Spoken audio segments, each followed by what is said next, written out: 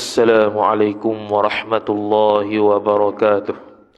A'udzu billahi minasy syaithanir rajim. Bismillahirrahmanirrahim. Alhamdulillahi rabbil alamin wassalatu wassalamu ala asyrafil anbiya'i wal mursalin sayyidina Muhammadin wa ala alihi wa sahbihi ajma'in.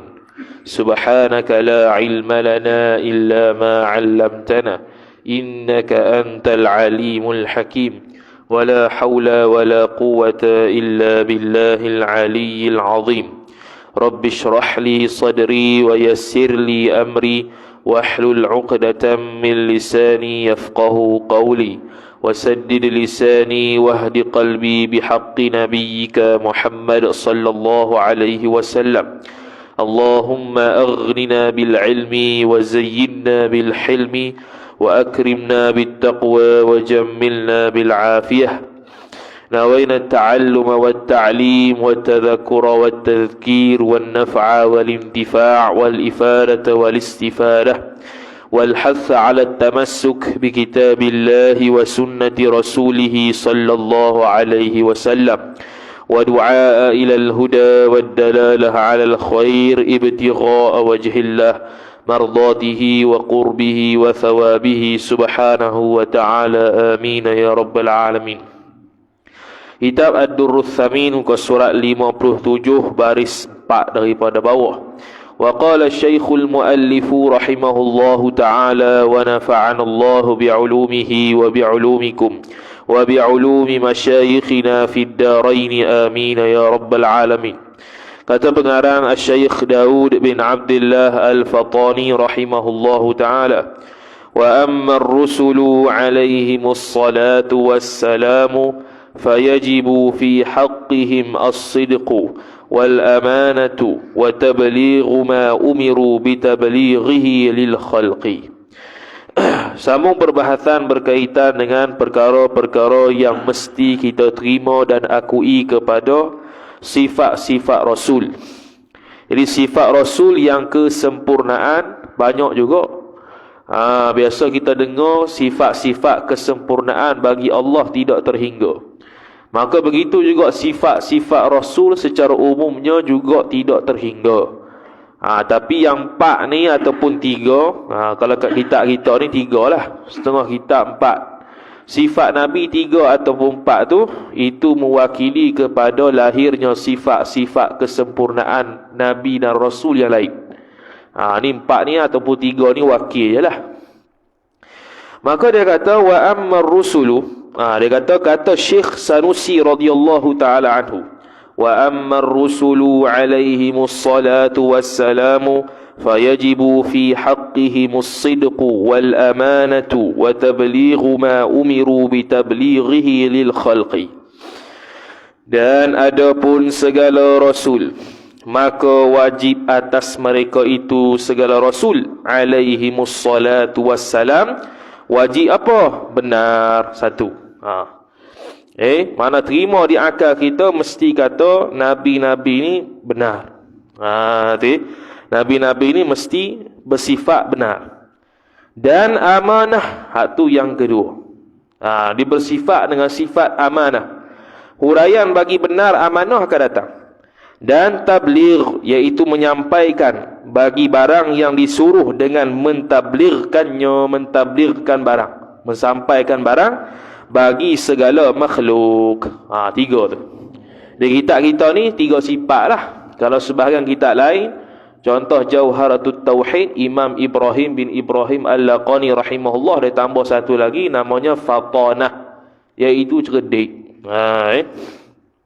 Bukan bermakna kita ni tidak mengakui kecerdikan Nabi, tapi memada dengan tabligh. Kerana bila menyampaikan ni mestilah orang tu bijak.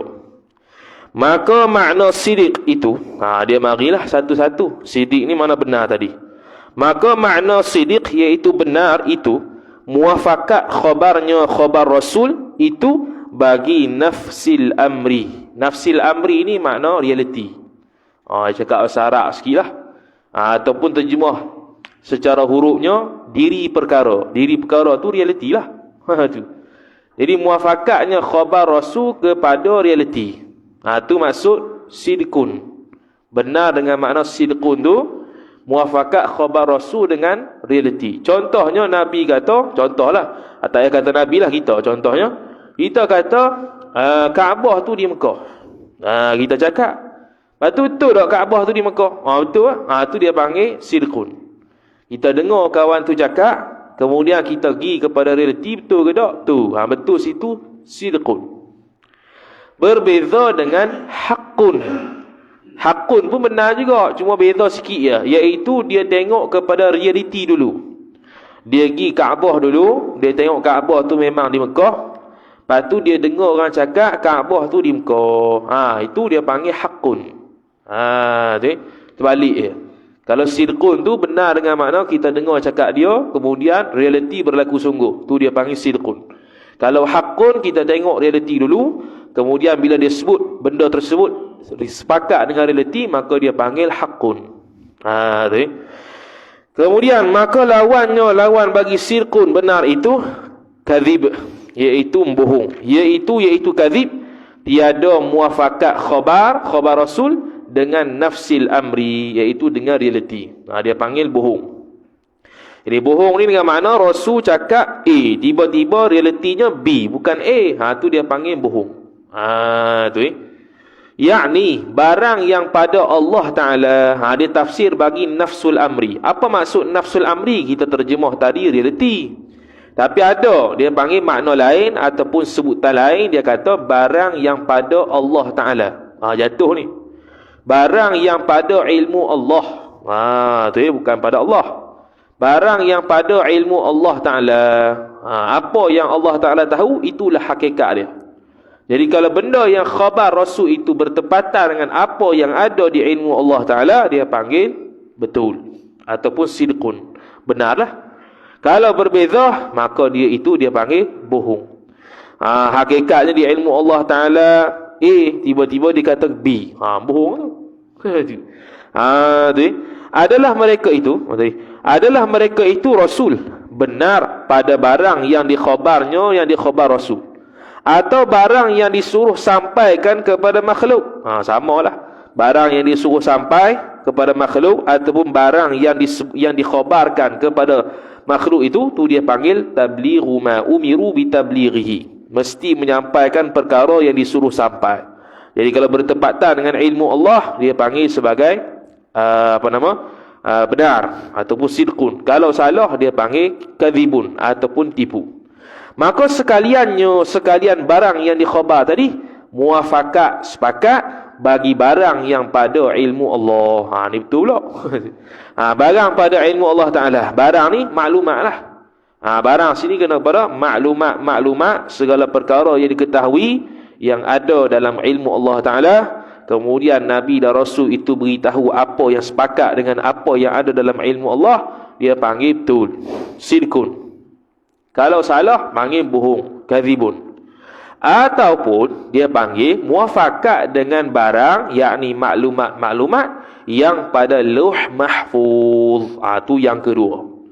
Lauh Mahfuz ni tertulis segala perkara, takdirnya, ayat Qurannya, peristiwanya, semua berlaku. Sama ada yang akan berlaku, sekarang yang berlaku, atau akan datang. Semua dah tertulis di Lauh Mahfuz, yang disuruh Allah Ta'ala makhluk yang bernama qalam menulis segala benda di Lauh Mahfuz. Jadi benda yang bertepatan dengan sesuatu yang ada di Lauh Mahfuz, dia panggil benar, sidqun. Kalau tidak bertepatan dengan apa yang berada di Lauh Mahfuz, dia panggil bohong. Ni istilah je lah. Jadi 3 istilah. Dia panggil sama ada nafsul amri ataupun reality, ataupun ma fi ilmillah, benda yang ada di dalam ilmu Allah, ataupun ma fi lauhil mahfuz, benda yang ada di Lauh Mahfuz. Semuanya itu dia panggil sama makna. Dan makna amanah itu, keadaan mereka itu rasul, tiada keluar daripada mereka itu rasul. Nokta. Bukan, sambung lagi, tak nota lagi. Keadaan mereka itu rasul, tiada keluar daripada mereka itu rasul yang bersalahan pada barang yang disuruh Allah dengan mengerjakan yang haram atau yang makruh. Nokta.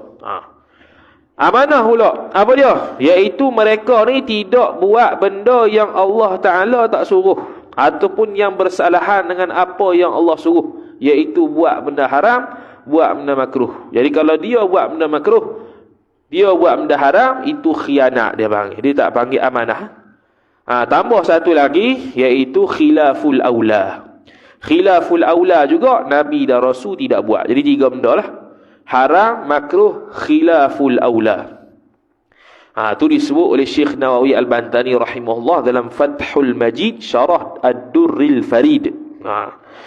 Lepas tu kalau Nabi SAW tu dia buat benda-benda yang makruh lah ke mana? Contohnya kecim diri dalam Sunan At-Tirmizi bahagian taharah. Nabi SAW kecim diri. Yang dia buat tu bukan nak menunjukkan amalan dia buat benda makruh, tapi nak kata benda tu tak haram. Sampai tahap makruh sahaja. Jadi dalil gitu penting kok. Nak kata kecim diri ni tidak haram sebab Nabi buat. Tapi Nabi buat tu bukan mana sunnah. Nak menunjukkan tidak haram. Dan ada sebab-sebab lain kenapa Nabi SAW kecim diri. Antaranya tempat sempit. Ulama tafsir ataupun ulama muhaddithin, ulama hadis dia tafsir pula hadis itu. Kecim diri sebab tempat sempit. Pandangan kedua kata, sebab waktu tu Nabi sakit kaki tak boleh duduk. Maka dia pun berdiri. Dan makna tabligh menyampaikan itu, iaitu bahawasanya mereka itu Rasul. Menyampaikan mereka itu Rasul bagi segala makhluk. Menyampaikan sekalian barang yang disuruh Allah akan mereka itu Rasul. Menyampaikan noktah. Tu tabligh. Iaitu mereka menyampaikan benda yang Allah suruh sampai sahaja. Kalau benda yang Allah Ta'ala tak suruh sampai, maka dia tak akan sampai. Kalau Allah Ta'ala beri pilihan, boleh sampai, boleh tidak, dia pilihlah. Nak sampai pun boleh, tak mau sampai pun tak apa. Dan tiada menyembunyikan mereka itu Rasul daripada makhluk suatu haraf. Suatu huruf lah. Mana satu huruf pun tak akan sembunyi. Semua akan sampai. Ejaan dia harafa. Ni kalau belajar Arab ni mufrad lah, singular. Dia tak tulis hara waw fa. Kalau hurufun tu dia panggil jamak, banyak. Ni singular dia. Kalau Syekh Wan Ismail Al-Fatani rahimahullah, dia tak akan sebut huruf, dia sebut harah. Tu. Sebab apa? Sebab dia kata huruf tu jamak, harah tu singular, mufrad. Kita sebut harah bukan huruf. Tu Syekh Wan Ismail Al-Fatani lah. Jadi kita Melayu ni, Jawi tu dia sebut huruf, tak ada pun nama harah, tak ada. Carilah kamu dewan pun harah tak ada. Yang ada huruf. Tu. Inilah yang wajib atas mukallaf. Bila kata wajib atas, makna wajib pada syarak. Mana kalau mukallaf tidak beriktikad sedemikian, boleh jadi dosa, boleh jadi kafir. Wajib apa? Mengetahui atas jalan tafsil, atas jalan terperinci. 3 tadi. Iaitu Nabi mesti amanah, Nabi mesti benar, Nabi mesti menyampaikan benda yang Allah suruh sampai. Itu wajib tahu secara tafsil. Dan adapun atas jalan ijmal, atas jalan borong, atas jalan umum, maka wajib kita i'tiqadkan segala kamalat, segala sifat-sifat kesempurnaan hak manusia itu, wajib mereka itu Rasul bersifat Dari sudut secara umum pula, wajib kita i'tiqad segala sifat-sifat kesempurnaan manusia semua ada pada Nabi dan Rasul. Sebab tu dia kata dulu, mestilah Nabi dan Rasul itu di kalangan orang yang paling cerdik, mestilah di kalangan orang yang paling berilmu, mestilah orang yang paling baik sebaik-baik kejadian dia, tubuh badan dia, dan mestilah dia itu sebaik-baik akhlak dia. Itu semua sifat-sifat kesempurnaan makhluk ada pada dia belaka. Seperti cerdik dan elok-elok rupa. Itu semua dah bahar dulu. Dan terlebih afdal daripada ahli zamannya, zaman Rasul, pada ilmunya, ilmu Rasul, dan kejadiannya, kejadian Rasul. Kejadian ni tubuh badan dan sifat dia, dan perangainya, perangai Rasul. Itu akhlak dia. Dan lain-lain daripada demikian itu, seperti yang telah terdahulu sebutnya sebutan setengah daripada yang lain tadi. Dulu dah sebut dah muka surat 56. Panjang dia huraian, mestilah di kalangan orang yang paling banyak ilmu lah, mestilah orang yang paling banyak ibadat dan sebagainya. Dan Nabi dan Rasul ni ialah wahbatullah, kurniaan Allah Ta'ala, bukannya usaha ikhtiar. Kitab Hidayatul Murid Syarah Jauharatit Tauhid Imam Ibrahim Al-Laqani rahimahullahu ta'ala sebut kata wali boleh usaha ikhtiar, Nabi dan Rasul tak boleh usaha ikhtiar. Kerana dia itu wahbatullah, kurniaan Allah Ta'ala. Tapi wali boleh usaha jadi wali. Cuma tak tahulah ke mana tu. Dan yang mustahil pada mereka itu Rasul. 3 sifat pula. 3 lah lawan bagi hak tadi. Seperti yang disebut oleh Syekh Sanusi radhiyallahu ta'ala anhu. Wa yastahilu fi haqqihim alaihimus salatu wassalamu adadu hadhihi as-sifati wa hiya al-kadhibu wal khiyanatu bi fi'li shay'in mimma nuhi.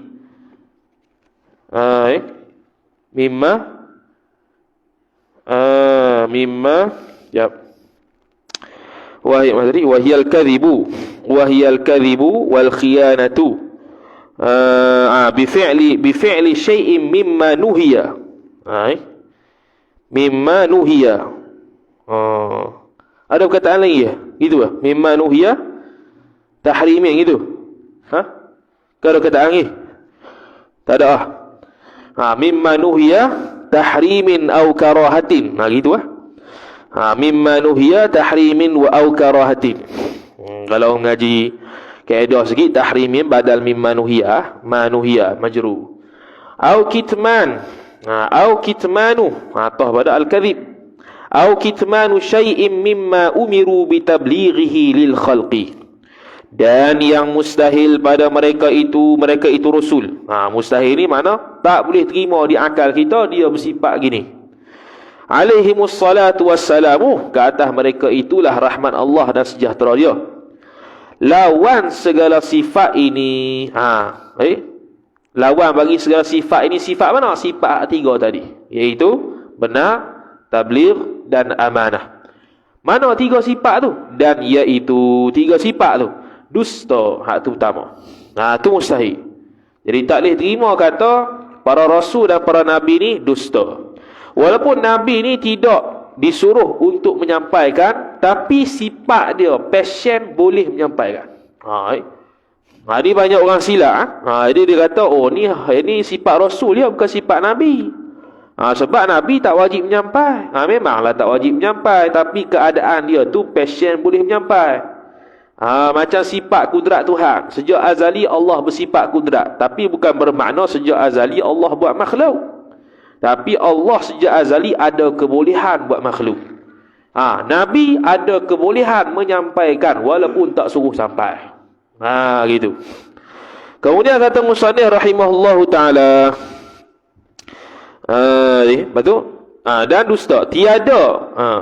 Dan iaitu dusta tiada, yakni tiada muafakat khabarnya khabar Rasul dengan barang yang pada ilmu Allah atau barang yang pada luh mahfuz. Barang-barang tu maklumat tadi itulah.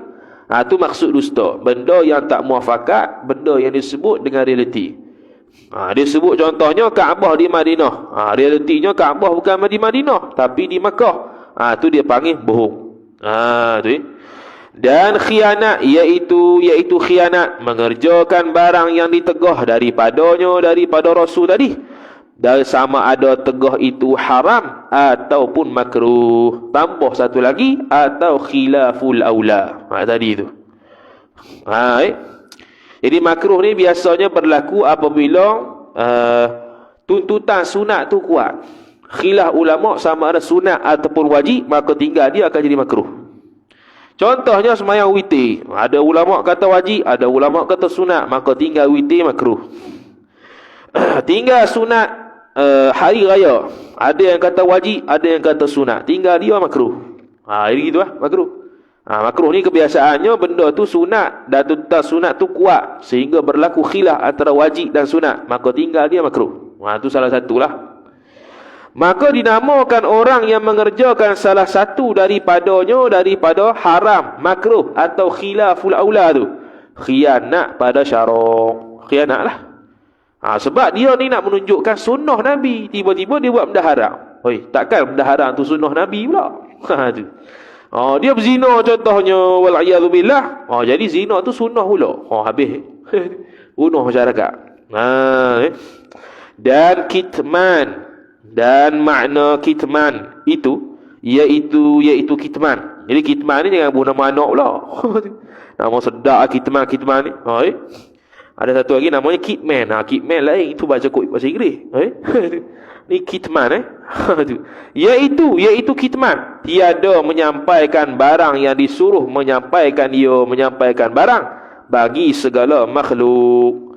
Sama ada yang demikian tidak menyampaikan tu dengan sengajanya Rasul atau dengan lupa sekalipun. Noktah.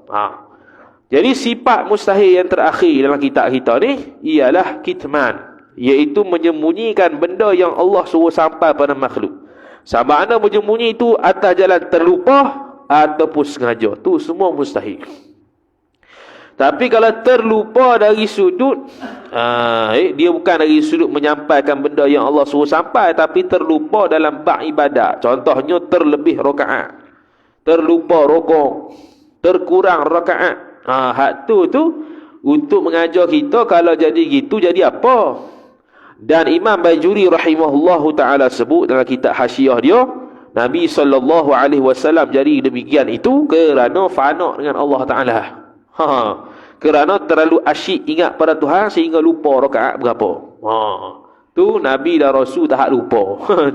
Hak kita lupa lain lah pula. Maka dinamakan orang itu kitman. Namalah orang yang sembunyikan benda yang Allah suruh sampai, kitman dia panggil. Jadi kitman mustahil, sebab kalau kitman itu mesti ada ataupun harus ada pada Rasul, maka ulama-ulama boleh menyembunyikan ilmu. Sedangkan berlaku kesebaliknya, tidak boleh para alim ulama menyampaikan ataupun menyembunyikan benda yang betul. Benda haram kena sebut haram, jangan takut-takut. Benda wajib sebut wajib, benda sunat sebut sunat. Ni nak sebut haram takut apa? Baik kalau aku sebut haram kan tak panggil pula. Pula dah. Dia takut tak panggil. Tak boleh itu.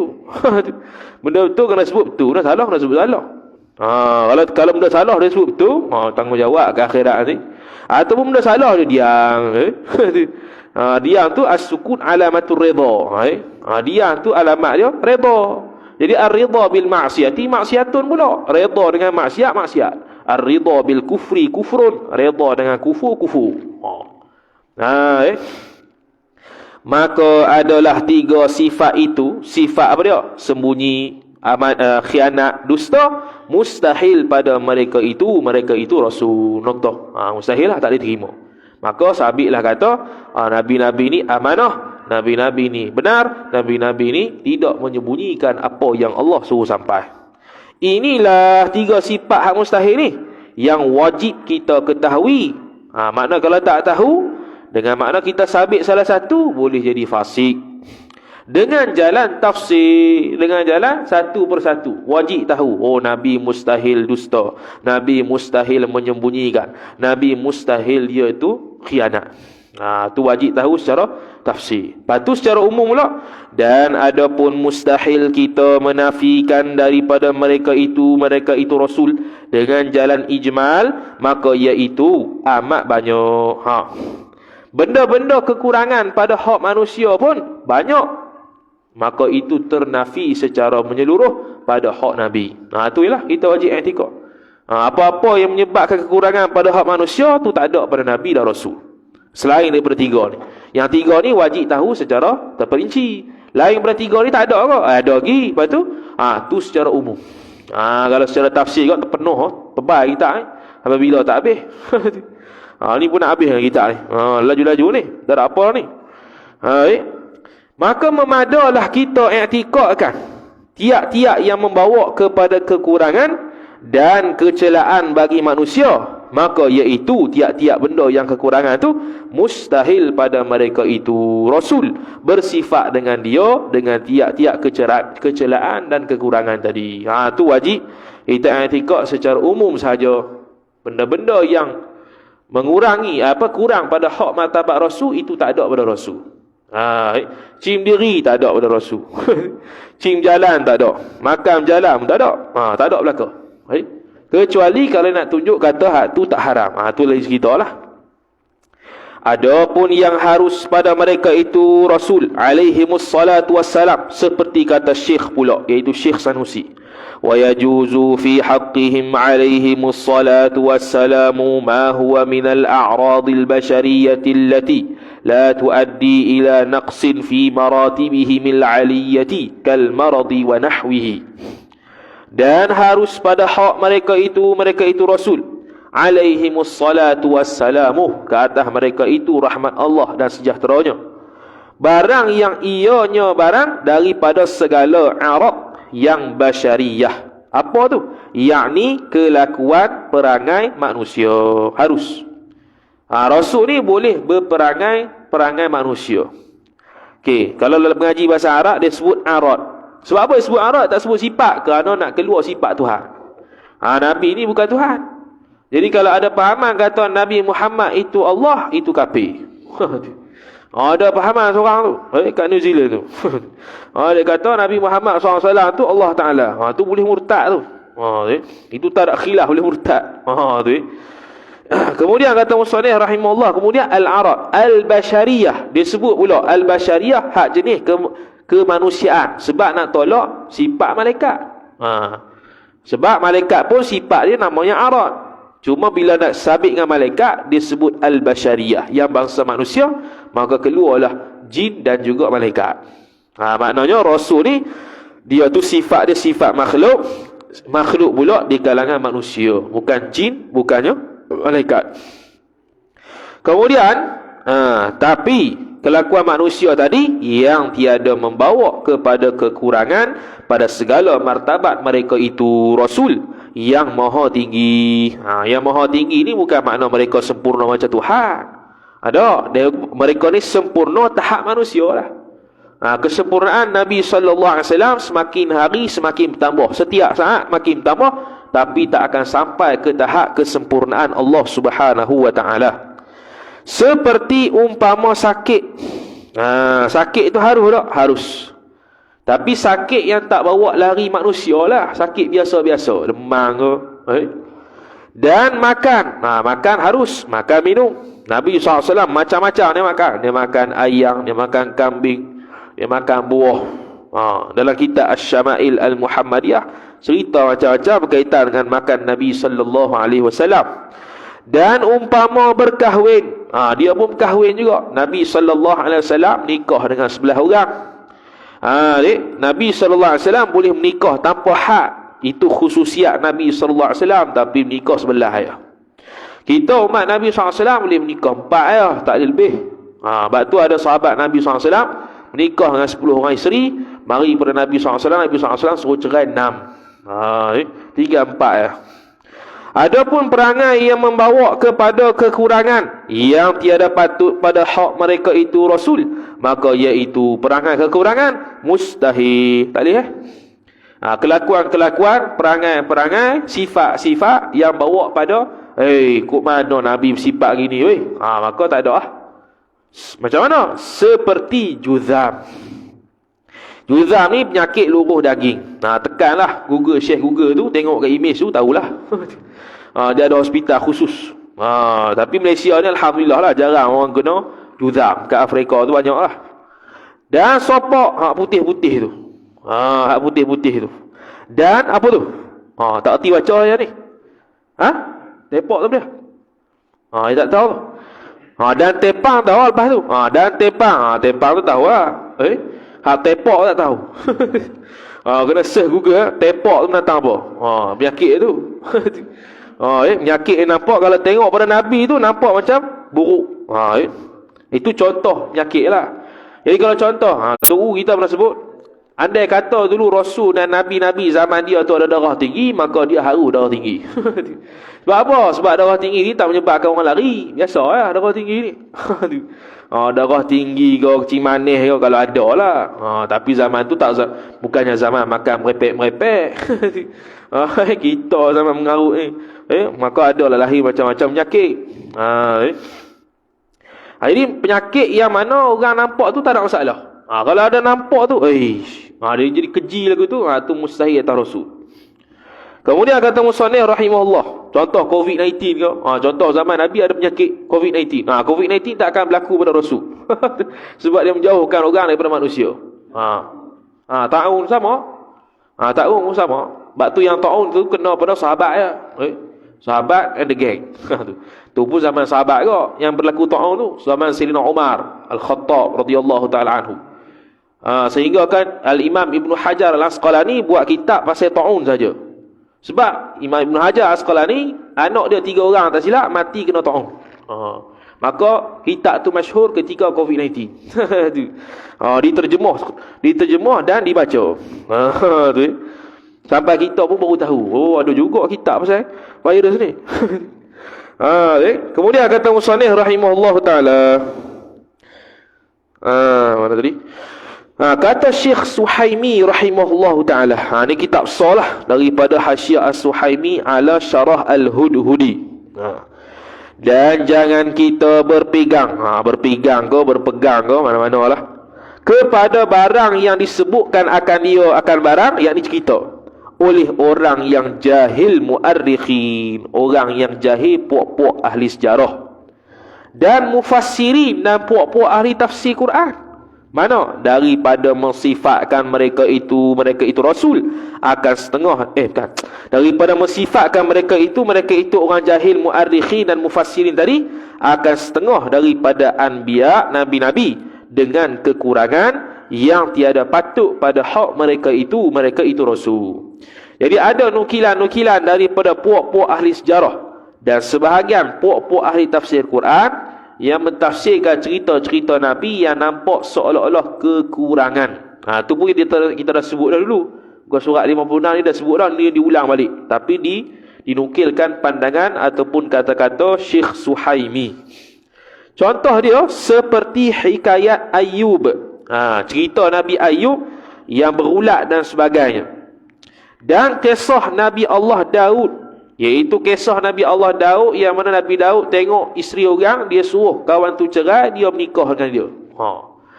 Tu nampak macam fitnah besar lah. Dan tak menafikan cerita-cerita ni ada lah, kita tafsir pun ada. Dan Yaqub dan Syuaib, Syuaib ni mata buta dan lainnya. Noktah. Maka tiada seperti barang yang dihikayatkan yang masyhur pada orang yang jahil. Mereka menghikayatkan, menceritakan benda-benda sampai tahap masyhur. Orang kenal Nabi Ayub ni penyakit dia berulat. Syuaib dan juga Nabi Syuaib dan Nabi Yaqub tu buta. Nabi Daud alaihi salam macam tadi kita sebut. Jadi benda-benda tu memberi kekurangan ke atas sifat Rasul. Tu. Tiada harus, yakni haram kita i'tiqad seperti kata mereka itu sebahagian ulama sejarah dan juga ahli tafsir tadi. Hukum dia haram. Lepas tu nampak macam mana? Ada macam-macam tafsiran. Macam Nabi Ayub tu orang kata itu Israiliyat. Bukannya cerita betul, cerita Israiliyat. Betul pun tidak, salah pun tidak. Cerita yang dicampur aduk. Ada yang kata, Nabi Ayub ni bukan sakit gitu, sakit cacar, dia kata lagi kat bawah tu. Yang mana sakit itu gatal-gatal badannya sampai tahap tidak menjauhkan orang. Ada yang kata, sakit gitu juga, tapi selepas Nabi Ayub alaihi salam dah menyampaikan risalah dia kepada umat. Maka nak sakit apa ikutlah. Gitu. Ini tafsiran berlambak lah dekat Nabi Ayub ni. Kemudian Nabi Ayub tadi, seperti kata mereka itu masyhur, kita tengok seperti kata mereka itu ahli tafsir tadi. Seperti kata mereka itu noktah. Tu sambungan tadi ya. Tidak harus kita i'tiqad seperti kata mereka itu ahli sejarah dan ahli tafsir tadi. Hanya adalah bala pada Nabi Ayub. Kita kalau ikutkan tak sebut bala, sebut musibah itu ya. Bala ni orang jahat pula. Dan adalah bala pada Nabi Ayub, cacar jua. Penyakit cacar sahaja. Yang tak sampai tahap orang lari pada dia. Gatal-gatal biasalah. Gatal-gatal biasa yang tidak berjangkit, yang tidak menjijikkan. Itu atas tafsiran Nabi Ayub sakit tu. Dan pada Nabi Yaqub dan Syuaib itu bukan buta sebenarnya, hanya berselaput air mata je. Air mata Syuaib dan Yaqub. Selaput mata, bukannya buta. Tak nampak tu sampai tahap selaput je, bukan sampai tahap buta. Kerana buta tu sifat makhluk yang kekurangan. Maka dia mustahil ke atas dia untuk bersifat buta. Sifat buta ni ke manusia pun tak layak. Manusia pun kekurangan, kat Allah Ta'ala lagi kekurangan. Kalau Nabi pun tak boleh buta, apatah lagi Allah Ta'ala. Sebab apa dia selaput? Sebab lama berteriak juga. Ni kalau orang tak mengaji kitab Kedah tak tahu. Dia ingat menangis. Dia ingat teriak apa? Teriak tu jerit. Teriak sini menangis bukan teriak jerit tu. Teriak orang Kedah dua. Teriak jerit, teriak menangis. Ni sini teriak menangis. Kita ingat dulu ada orang Kelantan, dia baca kitab tafsir Nurul Ihsan. Dia termenung lama, teriak. Kok mana jerit? Dia tanya kita, ni teriak ni betul baca teriak ni? Teriak lah. Betul apa makna dia? Jerit lah. Bukan jerit, teriak tu nangis.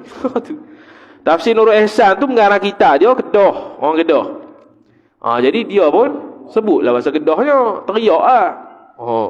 Teriak tu makna menangis. Bukannya jerit semata. Jadi kita Jawi kalau tengok persoalan ni, tapi ni kita Syekh Daud Fatani. Mungkin petani sebut teriak, Allah Alam. Dan Syuaib demikian juga, yakni selaput saja, bukan buta. Atau dikata buta. Ni pandangan kedua. Ataupun kita kata Nabi Syuaib dan Nabi apa tadi? Nabi Yaqub tu buta. Kemudian, yakni selepas daripada menyampaikan risalah, menyampaikan kerasulan, semua syariat Allah Ta'ala sudah disampaikan kepada mereka itu makhluk, maka tiada mengapa juga. Tak ada masalah. Kalau nak kata Nabi Nabi Yaqub, Nabi Syuaib buta, boleh. Tapi dengan syarat kita kata bila sudah sampai seluruh seruan Allah Ta'ala pada umat dia. Tak apa. Habislah, selesai tugas Rasul.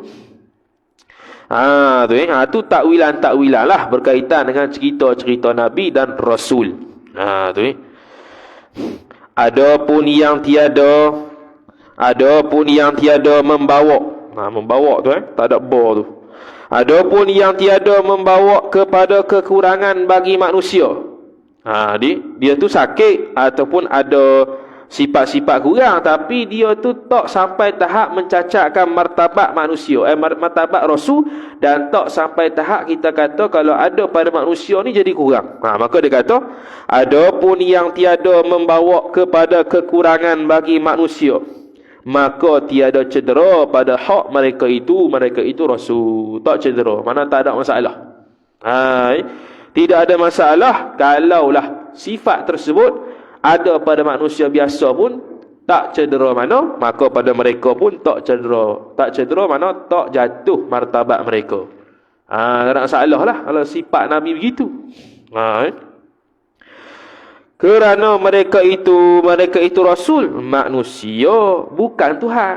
Jadi kalau kita nak kata suci terus daripada segala sifat kekurangan manusia, Tuhan lagu tunya. Jadi Rasul pun ada sifat-sifat manusia yang mana syaratnya tak bawa pada kekurangan sahaja.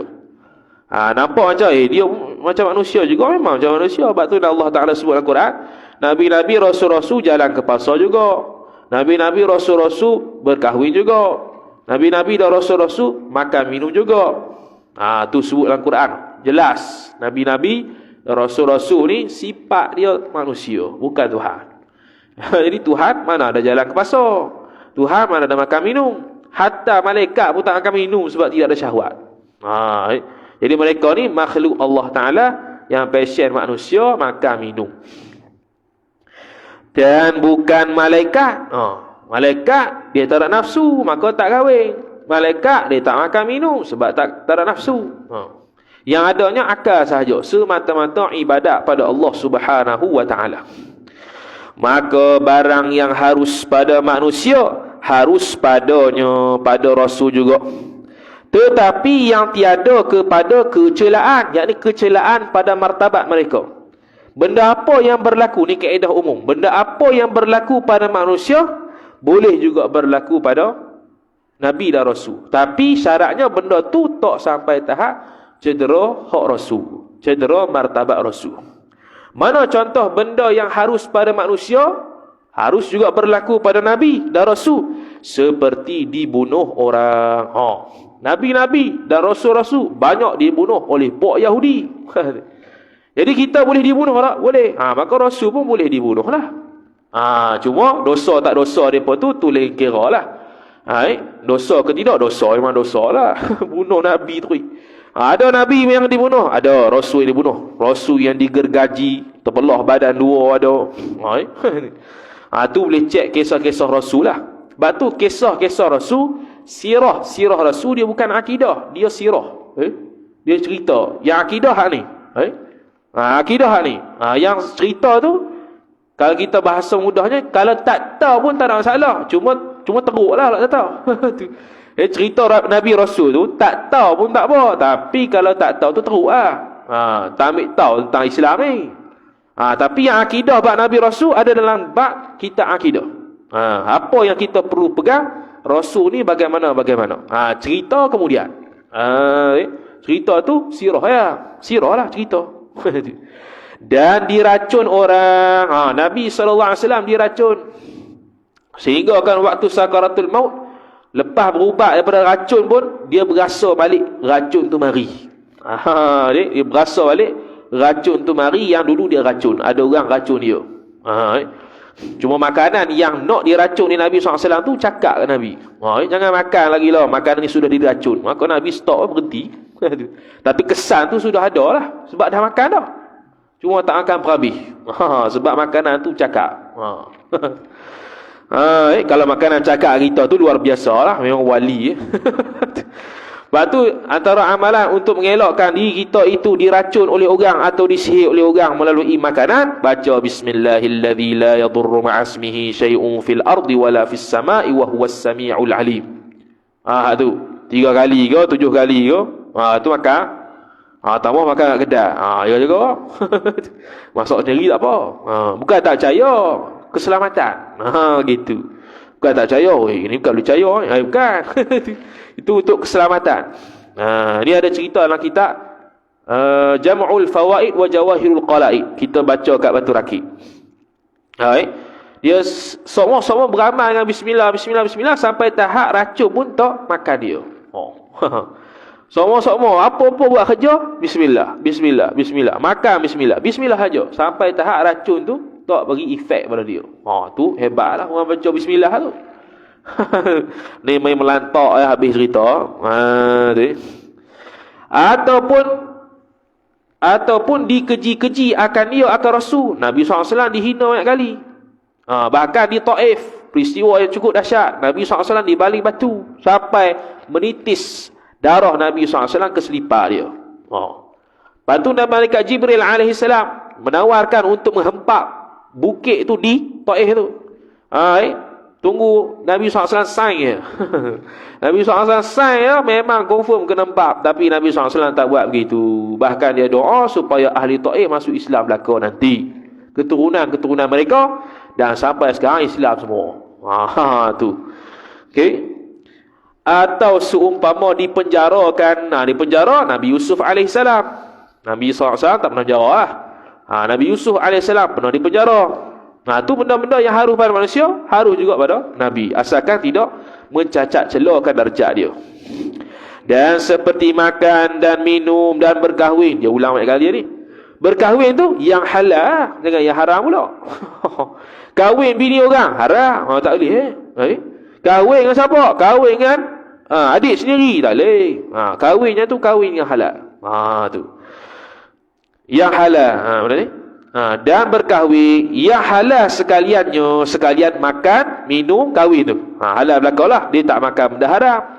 Dia tak makan benda syubhat. Halal, totok, wadih, 100%. Kerana kalau tengah-tengah antara halal dengan haram, dia panggil syubhat. Syubhat Nabi tak akan. Sebab dia tidak halal 100%. Dan dalam perbahasan hukum pula, syubhat ni ada dua. Pertama yang haram, yang kedua makruh. Tu disebut panjang lebar dalam kitab Mukhtasar Ihya Ulumuddin. Dia macam-macam masalah lah. Ada syubhat yang makruh, ada syubhat yang haram. Antara syubhat yang makruh ialah contoh orang bagi duit raya. Dan orang tu kerja dia tu dua. Pertama yang halal, yang kedua yang haram. Dan kita tak tahu mana gaji yang lebih, yang haram ke yang halal. Maka dia pun bagi duit raya, makruh terima. Tu disebut dalam Hasyiah I'anatul Talibin. Kalau yakin haram, memang tak boleh ambil. Yakin haram, memang dia kerja di kilang arak 100% pendapatan dia begitu. Dia bagi duit raya pada kita, hukum dia haram. Tu. Sebab apa? Sebab kita yakin dah. Sebab tu jangan tanya kan. Pergi kedai kau, sembelih elok tanya banyak habis cerita. Tanya banyak habis. Wallahu ta'ala alam. A'udzu billahi minasyaitonir rajim. Bismillahirrahmanirrahim. Alhamdulillahi rabbil alamin wassalatu wassalamu ala asyrafil anbiya'i wal mursalin sayyidina Muhammadin wa ala alihi wa sahbihi ajma'in. Allahumma zidna ilma warzuqna fahma. Allahumma zidna ilma warzuqna fahma. Allahumma zidna ilma warzuqna fahma. Wa sallallahu ala sayyidina Muhammad وعلى آله وصحبه وبارك وسلم والحمد لله رب العالمين والسلام عليكم ورحمة الله وبركاته.